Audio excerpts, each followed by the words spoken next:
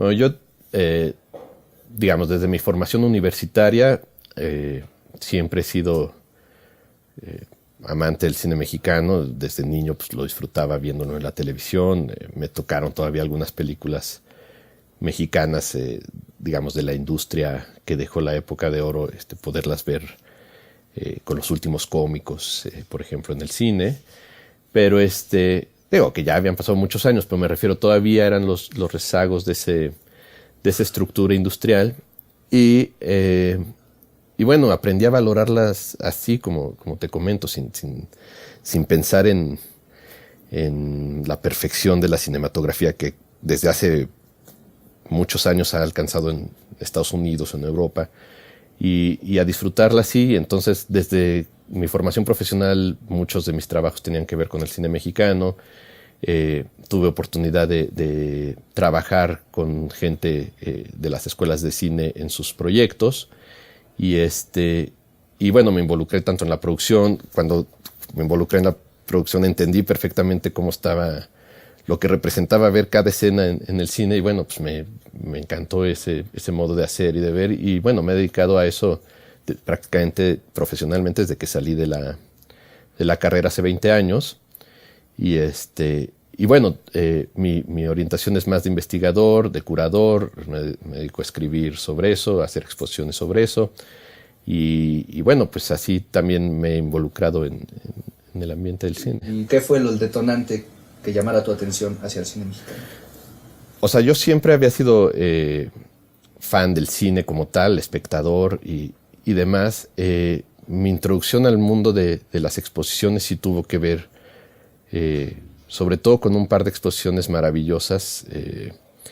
Una que se hizo en el Museo Sumaya, que existía en Plaza Cuicuilco, sobre una colección de pinturas de los viejos calendarios, estos calendarios que repartían en las carnicerías y demás. El Grupo Carso compró la industria de esos calendarios, Galas de México, que era la imprenta, y ahí estaban los originales y eran hechos por autores importantes de la plástica mexicana y algunos exiliados españoles. Y quedé fascinado de ver esas piezas en un museo, piezas que yo había visto en las cocinas, en las casas de mis abuelos. Claro. Entonces eso me fascinó, o sea, entender la cultura popular a través de la revalorización museográfica como algo importante y darle su lugar. Eso me llevó a entender el cine popular como algo digno de ser revisado de otra manera y de valorarlo como algo cultural, digamos. El cine mexicano es como si tuvieras el álbum de tu familia, el álbum familiar, ¿no? Digo, claro, las fotos pues, pueden ser feas o pueden ser mal tomadas o pueden... Pero ahí está tu historia y ahí están, ¿no? Ahí están tus abuelos, tus hermanos, los lugares que visitaste, los lugares que...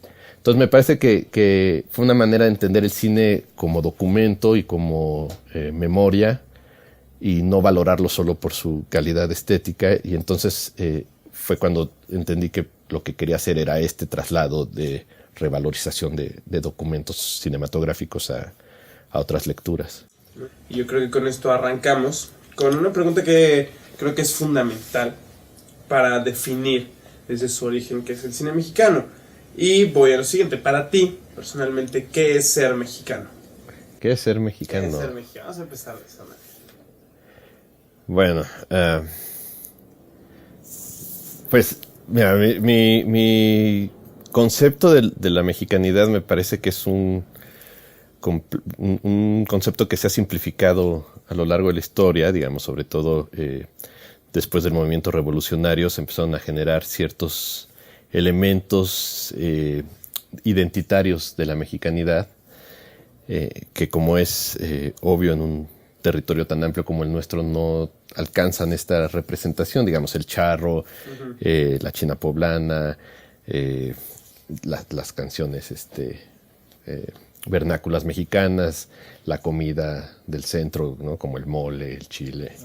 Y entonces me parece que la mexicanidad es una idea que tendría que ser entendida solo como tal, y que evidentemente pues la gente de Monterrey o de Baja California poco tiene que ver con la de Yucatán, la del Istmo, la de el centro, y vale mucho la pena tratar de entender que ha sido una idea construida desde el centro del país y que se ha generado a partir de íconos y de diferentes sustancias, sobre todo a través de los medios de comunicación como el cine, la radio y posteriormente la televisión, para constituir una unidad nacional, digamos. Pero yo prefiero entender la mexicanidad como una serie de principios y de elementos que en términos de historia y de política internacional que ha asumido México nos dan prestigio y orgullo, ¿no? Claro. Que poco tiene que ver con estos elementos, pero claro, el folclore y lo considerado lo mexicano pues nos ha ayudado a vender nuestros productos alrededor del mundo y tienen muchas ventajas. Ok. Perfecto, doctor. Pues bueno, ahora sí ya comenzamos con lo adentrado a tu tema. ¿Tú cómo definirías el cine mexicano? El cine mexicano, como cualquier definición de este tipo, pues es tan compleja como la quieras hacer, digamos.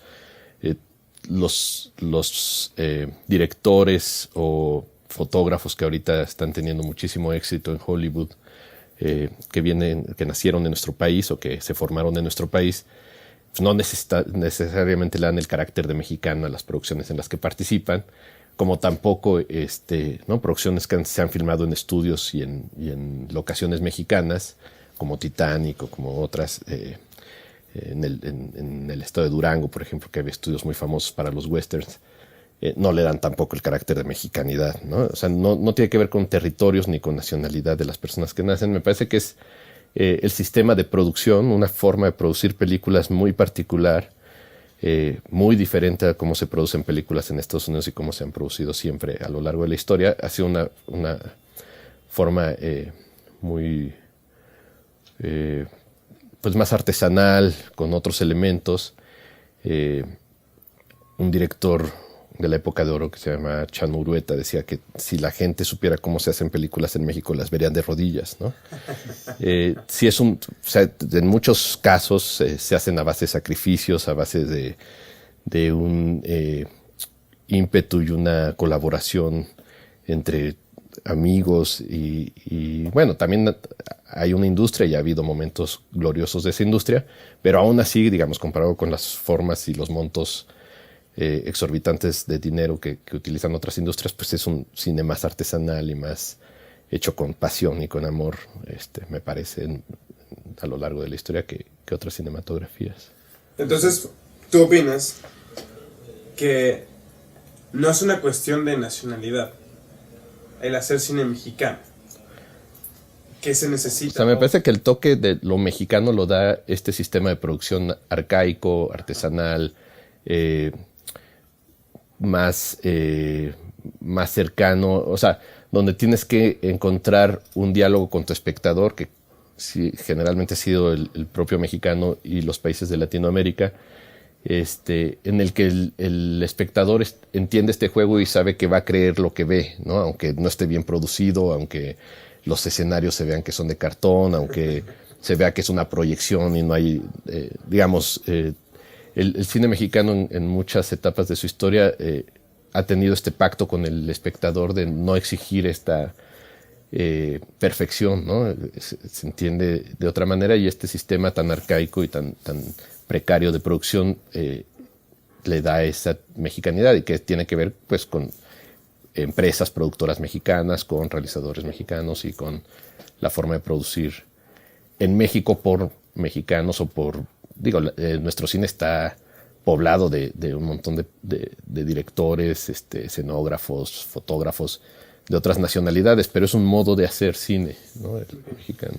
O sea que más que nada hacer un cine mexicano requiere de un equipo mexicano como tal. No, o sea, digamos, el equipo puede estar conformado por gente de muchos países, ¿no? Muchos migrantes españoles, austriacos, incluso americanos, cuando fue sobre todo la persecución del macartismo, vinieron a México a filmar, pero el resultado es un cine mexicano por la forma en la que se produce aquí, ¿no? Bajo nuestra ideología, bajo este pacto que mencionaba. Muchas veces, digamos, la forma más evidente son estas películas en las que se representa la mexicanidad de la que hablábamos en la primera pregunta, pero hay otras películas más citadinas o más, que tienen que ver más cercanas al cine negro estadounidense o a otros géneros que no representan la mexicanidad, pero que tienen una forma de producirse muy a la mexicana, pues. Ok. ¿Podríamos decir entonces que el cine mexicano es austero? Sí, yo creo que sí, es uno de sus requisitos. Afortunadamente no siempre austero de ideas, pero sí austero de recursos. Sí, yo creo que sí. Sí, ok. O sea, es un requisito para hacer cine mexicano que seas austero y que te apoyes con tus amigos, ¿no? Sí, digo, no siempre. Ha habido momentos de industria muy poderosa donde se generan áreas de trabajo muy sistematizadas y se contrata vía los sindicatos. Pero aún así me parece que sí, la austeridad es algo más o menos regular en nuestro cine. Muy bien. Ahora, hablando bajo tu experiencia, bajo tu conocimiento, ¿a quiénes podremos mencionar como pioneros o creadores del cine mexicano? Los responsables de que todo esto sea así. ¿O fueras? Bueno,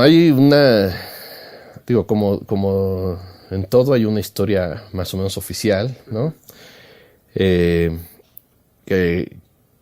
por un lado tiene que ver, obviamente, con los primeros embajadores de los hermanos Lumière que llegaron a México para presentar el cinematógrafo, ¿no? En tiempos de Don Porfirio. En 1896 concretamente, que eran Bon Bernard y Beire, ¿no? Y bueno, evidentemente este tipo de documentos como filmar al presidente Porfirio Díaz en Chapultepec, bueno, pues ya empiezan a ser las primeras páginas de este álbum que platicamos, pero bueno, la industria como tal, pues se considera que surge con la primera película sonora, ¿no? Que es Santa, en 1931, donde además muchos aspirantes a cinefotógrafos, a sonidistas, a directores, actores mexicanos habían ido a Hollywood a trabajar y empezaron a regresar después de que se filma Santa. Y bueno, yo creo que es el inicio digamos, es como llegan los hermanos Rodríguez, como llega el cinefotógrafo Alex Phillips, que después era el maestro de Gabriel Figueroa, como llega Lupita Tovar en esa película, y luego pues ya un montón de realizadores se animan a arrancar esta industria, ¿no? Contreras Torres, por ejemplo, que trabajó mucho en el cine mudo, bueno, pues cobró mucha importancia en los primeros años 30. José El Chebor, y bueno, yo creo que, digamos, es cuando la época en la que el Indio Fernández está trabajando en Hollywood y también regresa a México y empieza como extra en algunas películas. Digamos, ahí se empieza a cocinar lo que vendría siendo después la época de oro, que ya es, digamos, el momento cumbre de este primer periodo de nuestra cinematografía. Situémonos en la época de oro, como estamos hablando. ¿Qué pasa en ese momento? ¿Por qué explota? ¿Por qué? O sea, sabemos que hay, bueno, una serie de acontecimientos que favorecen al país para que el cine de oro explotara, ¿no? Como la guerra, el presupuesto que se nos otorga, dinero sobre todo, ¿no? Pero ¿qué pasa a nivel social, a nivel cultural? ¿Por qué crece de manera inimaginable el cine oro en nuestro país? Pues, mira, creo que siempre está esta versión idealizada de la historia, ¿no? Evidentemente antes de Santa ya existían películas habladas, musicalizadas, sonorizadas. Santa es la primer gran producción que conjuga todos estos elementos. Y lo mismo, digamos, en la época de oro se considera que allá en el Rancho Grande es el inicio de la época de oro, en el 36. Pero pues me parece que es un momento en el que el país entiende que su cultura puede ser un objeto vendible, un artículo deseado por otras naciones. Es decir, me parece que hoy en día hay una diferencia muy clara entre la industria y la cultura, ¿no? Y en ese momento, tanto la música como el cine, era muy claro que nuestra cultura podía generar productos vendibles, productos culturales. Y se abrieron los mercados de Latinoamérica, de España, de Estados Unidos al cine y a la música mexicana. Y fue un verdadero éxito dentro de las condiciones que tú mencionas, ¿no? De la guerra y cómo se canalizaban los presupuestos. Y bueno, pues llegó a ser la segunda industria más importante del país, después del petróleo, lo cual evidentemente también generó un acomodamiento de las potencias políticas dentro del cine, y eso llevó a un rápido fin de la época de oro y otra vez a una inestabilidad económica del país. Pero era importante como en ese momento entender que lo que producimos es parte de nuestra cultura, ¿no? Y el cine mexicano era eso. Okay. Y bueno, Héctor, después de la época de oro del cine mexicano, ¿qué pasó? ¿Qué fue lo que hubo? Que no hubo tanto esa escena del cine mexicano en los años que serán los 70s. ¿Qué pasó? Bueno, hay un declive en términos, digamos, del propio cine, internos del cine, además de todos los factores externos que fueron cambiando. Se cerraron mercados, etcétera, pero el propio cine no supo adaptarse y se repitió hasta el cansancio, y la gente estaba harta de las mismas historias, de los mismos personajes, se volvió monótono. Se descuidaron las propias salas de cine, que eran unos palacios bellísimos, empezaron a ser lugares de abandono, con poco interés para el público. Hollywood obviamente había remontado después de la guerra, había vuelto a tomar los mercados internacionales. Y bueno, digamos, son muchos factores los que determinan el fin de la época de oro, pero bueno, digamos, el manotazo final pues se lo da a Luis Echeverría al nacionalizar el cine, y digamos, ahí se cancela toda la producción realizada por los antiguos productores, principalmente productores. Muchos directores dejaron de dirigir, los de la época de oro, algunos tuvieron algunas pocas oportunidades más, pero se renovó la generación de directores, de fotógrafos y demás, que por mucho tiempo mantuvo también el sindicato una política de puertas cerradas, donde nadie más podía entrar ni a dirigir, ni a fotografiar, ni a hacer guiones, ni a hacer nada. Entonces, bueno, eso pues le puso un fin total a esta generación de la época de oro, ¿no? Y un fin, me parece que injusto y triste de alguna manera, sí. ¿Cuáles fueron las repercusiones internacionales que dejó el cine de oro? Repercusiones internacionales. O sea, en su momento, por supuesto, la apertura de muchos mercados, ¿no? Se conformaron dos organizaciones, Películas Nacionales y Películas Mexicanas, que se distribuyeron los diferentes mercados para el cine mexicano. Entonces, una abarcó todo Latinoamérica y el sur de Estados Unidos, y la otra era Europa y otros mercados alternos.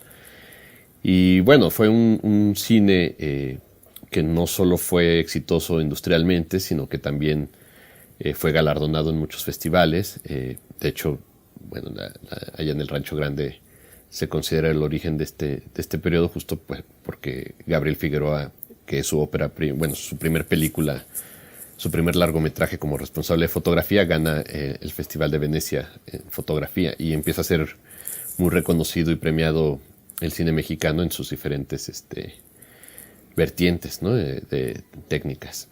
Entonces, bueno, me parece que es un momento en el que a través del cine, Diego Rivera, por ejemplo, le decía a Gabriel Figueroa que él era el cuarto muralista, ¿no? Y que era el único muralista que hacía murales ambulantes.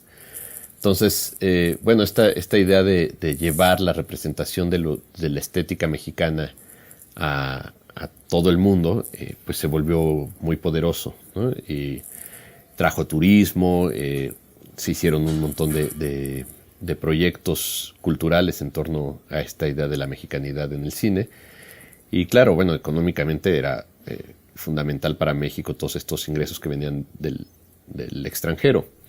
Y bueno, cabe también mencionar que toda esta idea de lo mexicano, en toda esta idea de lo mexicano colaboraron muchísimas personas extranjeras, ¿no? Digamos, en la fotografía, Edward Weston, Tina Modotti, Hugo Breme, en el cine, Alex Phillips, Ross Fisher, todos estos fotógrafos que venían de Hollywood y que enseñaron a los fotógrafos mexicanos a trabajar, ¿no? Igual, digamos, dentro de la dirección había muchos personas exiliados españoles, en los productores, por supuesto. Entonces, digamos, es una idea de lo mexicano construido muchas veces desde el exterior, pero que funcionó en términos industriales y culturales de manera muy poderosa. Impulsada también, claro, desde el interior con Vasconcelos desde la SEP y demás. Pero en este rehacer de lo mexicano después de la revolución, pues sí, intervienen personajes fundamentales, ¿no? Ok, y ahora desde una perspectiva más social, ¿tú crees que se hayan generado estereotipos, o más bien los estereotipos que actualmente se tiene del mexicano fueron a costa de el cine de oro? O sea, en gran parte sí, me parece que esta distribución que alcanza el cine masifica la imaginería de lo nacional, ¿no? De lo nacionalista.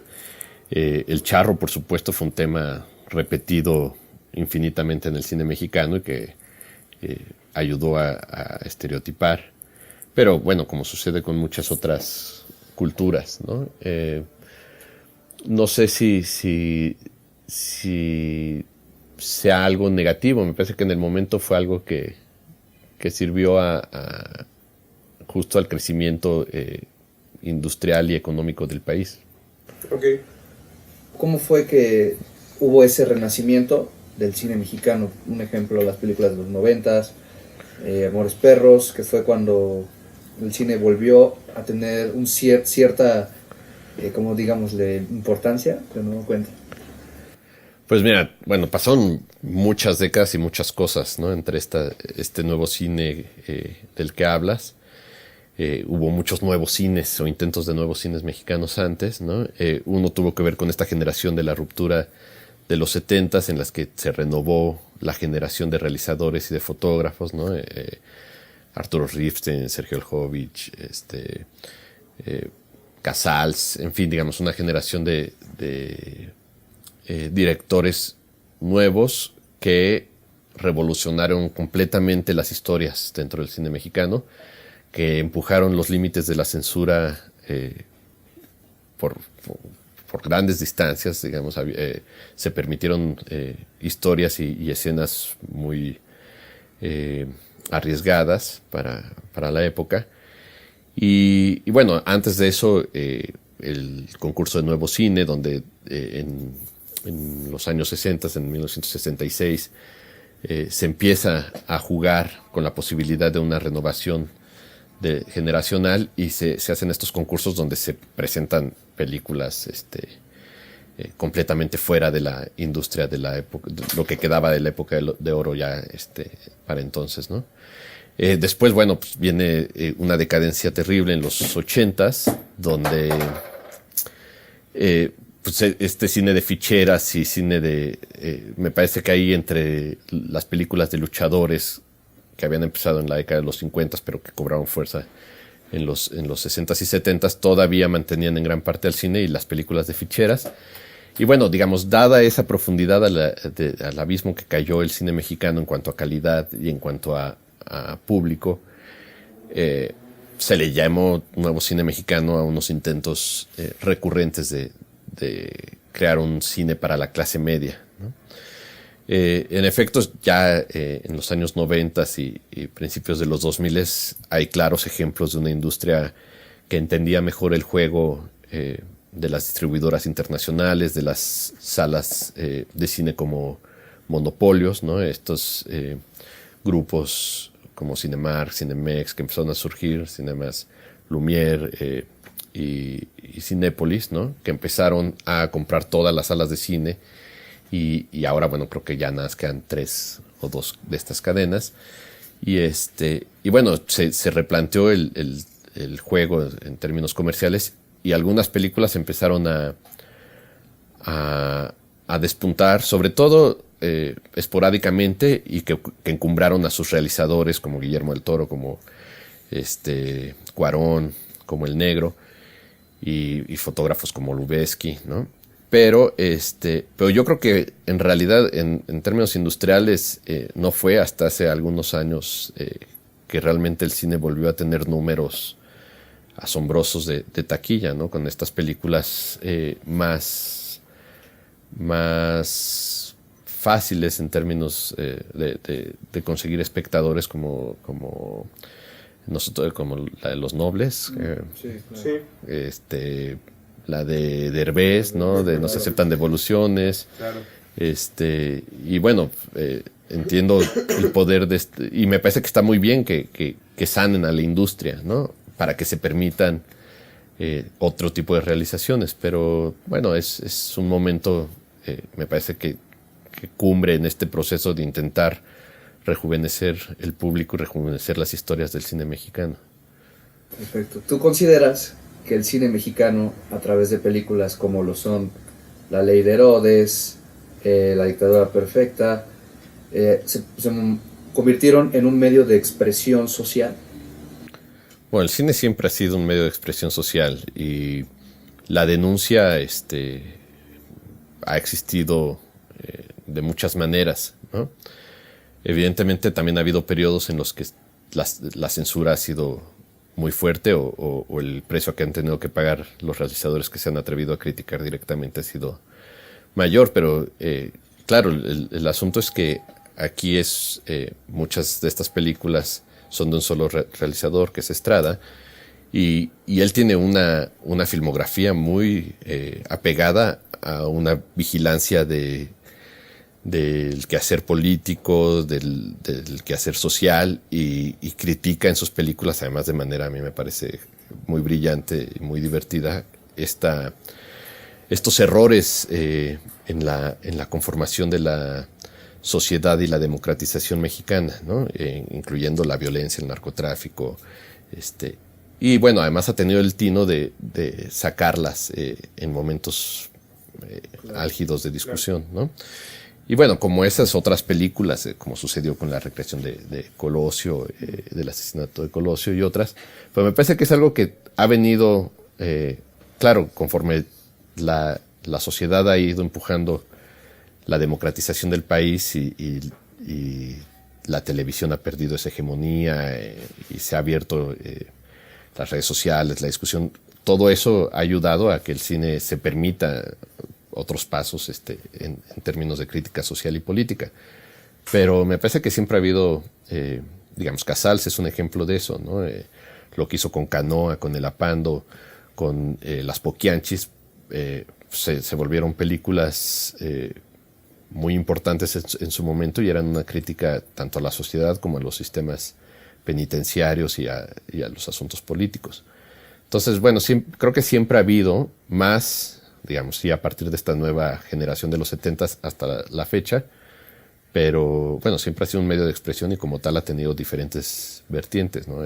La recreativa, la denuncia, etcétera. ¿No crees que el cine mexicano se dividió en cine comercial, de comedia romántica y cine político? Pues no, creo que en general ha habido, digamos, el melodrama pues es quizá el centro de nuestra industria, ¿no? Desde la época de oro, pues, el modelo familiar que plantea el cine mexicano con Sara García, con Marga López, con los hermanos Soler, con Pedro Infante. Es un modelo que se replica hasta la fecha, tanto en la televisión como en el cine de esta comedia romántica, y siempre, creo que es una tendencia no solo de México, sino de Latinoamérica, el melodrama familiar, el melodrama romántico, y va a seguir siendo la base, digamos, Dentro de eso, bueno, se cruzan muchos otros géneros, entre ellos, pues sí, estas películas de crítica política, pero bueno, se siguen haciendo películas de terror, de misterio, algunos brotes de ciencia ficción a lo largo de la historia, algunos brotes de comedia ácida, ¿no? Algunos refritos de la televisión, adaptaciones de radionovelas. El cine se ha sabido diversificar, aunque y me parece como más interesante que no son géneros tan acotados, ¿no? Digamos, siempre los géneros mexicanos brincan de los estereotipos de un género a otro y muchas veces con fortuna. No lo dividiría en esas dos vertientes, digamos. El melodrama siempre creo que será el centro, sobre todo comercial, de nuestro cine. Hay gente que dice que el cine mexicano actualmente está en un nicho sin salida, ¿no? Nos hemos escuchado varias personas que comentan que nos hemos estancado en un derbezismo, por decirlo de alguna manera. ¿Qué opinas? Pues no, digo, yo creo que en términos comerciales son las películas que más acceso tienen a las salas, digamos, estas grandes grupos de salas. Pero en términos de producción, creo que se sigue produciendo películas interesantes cada año. Seguir, por ejemplo, lo que pasa con los Arieles te permite ver los esfuerzos que se hacen, digamos, muchas veces alejados de la circulación comercial. No porque no tengan poder comercial, sino porque, bueno, sabemos que hay un problema de distribución desde hace muchísimos años para el cine mexicano. Y bueno, no creo que sea el único... No creo que sea un único género el que esté predominando. De hecho, yo creo que el cine, por ejemplo, el cine documental mexicano ha alcanzado niveles de calidad muy altos y ha representado muy bien al país en muchos certámenes. Y también creo que, bueno, pues estos otros autores como Amat Escalante, por ejemplo, ¿no? Que son directores que tú buscas porque sabes que han ganado premios en otros países, y me parece que hay otro tipo de cine mexicano que no ha dejado de suceder y que tiene altísima calidad. No digo que las otras no tengan calidad, pero evidentemente su prioridad es encontrar ese público masivo que recupere las inversiones y demás, ¿no? Pero un cine más de autor con intenciones más expresivas y de generar ideas se sigue dando, digamos, en un porcentaje muy alto de la producción anual. Claro, pero no llega al nivel de un cine comercial. Al nivel de público. Al nivel de público.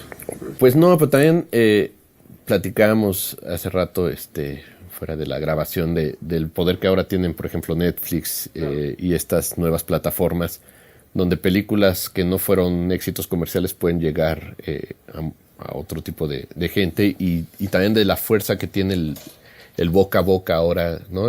Cuando alguien te recomienda una serie o una película que vio en una plataforma, pues puede generar nuevas formas de acceder a un público masivo.